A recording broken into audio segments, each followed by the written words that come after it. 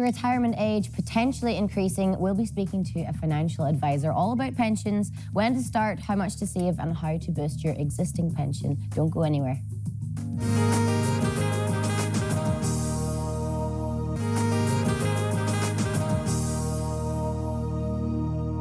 Welcome back. We're actually talking. She's like, one of these. A recent study has shown that more than 6 in 10 adults fear their pension will not be sufficient to maintain their current lifestyle once they retire. Here to guide us through the ins and outs of pension advice is financial advisor Nick Charlambus. Good morning. Good morning. Hi, Nick. How are you? This is terrifying. I know absolutely nothing about pensions. I haven't started one, and I asked, should I start one? This is all the chat this morning. I think so, definitely. I mean, pensions are really a long-term savings plan. And as we were saying off air, one of the main advantages is that you get tax relief. So if you're earning less than the cut-off point of 42,000 a year, you get 20% back from the government. And if you're earning over 42,000 a year, you get 40% back. So it's a huge boost to your savings part. Yeah, we were speaking, of course, last week, and it was all the chat about the fact that this committee has advised the government you need to raise the retirement age because we don't have enough money for pensions. So this is where private pensions come in. With people, you know, having children later in life, buying houses later in life, unable to move out of their own home because they can't afford the rent, pensions aren't a priority, Nick. So what would you say to that to someone to kind of start thinking about it? Is it important to start thinking about it when you're 25 years old? It is, and yeah. I know it sounds holistic, but I think for everyone, and it's been really difficult, and I totally, empathise with the fact that, like, I'm in a blended family with children, and it's challenging, there's no doubt. We've had the cost of living rise. Obviously, we've had also, interest rates rose 10 times since July 2022. Now, there is some good news. Obviously, hopefully, we're looking to see an interest rate fall later this month. Yeah. But when it comes to pensions, what I would say is that if you can try and think about your finances and this kind of, I suppose, philosophy of save first, spend later, and decide how much you have to save, and whether it's 10 euros a week, 5 euros a week, just think about the 3 different parts, the short, medium, long term. And the pensions are realistically a third of your life. If you think about the fact that we are living later in life, and you have to make some provision for them. I guess it's the last financial burden you think you have to, it's the last thing you have to invest in. So it's really, people are really off-put it. And there's a lot of people that are concerned for their future. I guess what advice would you give to those people who, obviously they're not thinking about it? Is there investments that can be made, like positives that you can kind of try and draw from it? Well, there is. It's not all negative. The state pension in Ireland, which is actually quite attractive. You only need 10 full years of PRSI contributions to receive the state pension. Now, it only kicks in at age 66. So for those people who want to try and retire early, you can't overly rely on it.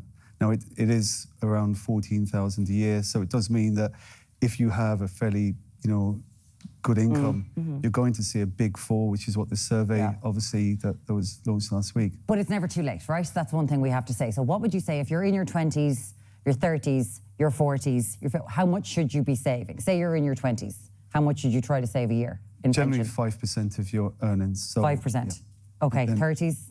10%. Then should it go up? 10%. It generally doubles every 10 years. So, and hopefully you might have the help of an employer so they can contribute towards your pension scheme. And obviously you've got the government that give you this tax relief as well. But the key thing is you've got to think about the 3 different parts, as I've said earlier, and try and contribute something.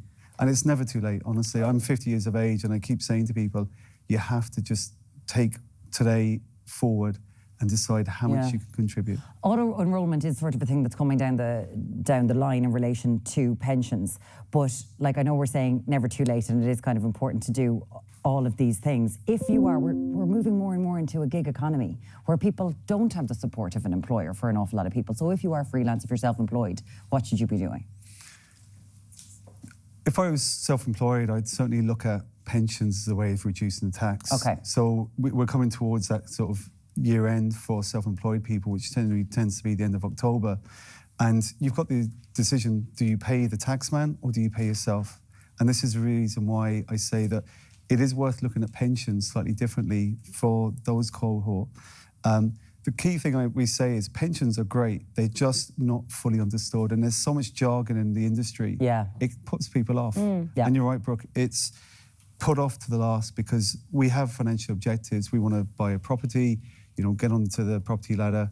We want to go to Oasis. Oasis. I mean, come on. Now, we did put questions out to our viewers if you'd be happy to answer some of them.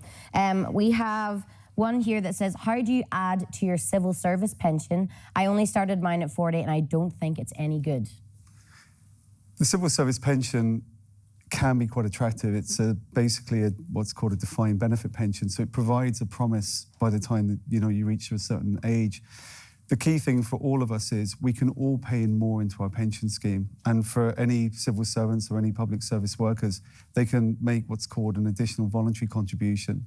We're all entitled to a certain amount based on our age. And for that person, I would say that they have an opportunity. And just think about for every €100 that you can contribute towards your pension scheme, you get that €40 back if you're in the higher tax bracket. In the tax bracket. So that's how you get that money back. So, of course, just get in contact with your pension provider and you can start giving this you can voluntarily do this.